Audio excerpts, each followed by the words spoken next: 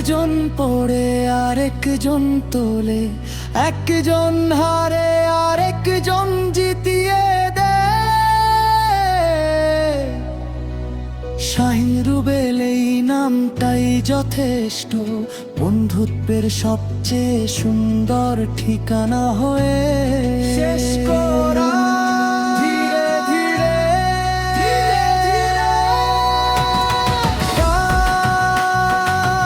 সারা জীবন এই নামই গাইবে পৃথিবী। শাহিন রুবেল, শাহিন রুবেল, দুই বন্ধুর নাম চিরকাল একই সুরে বাজবে।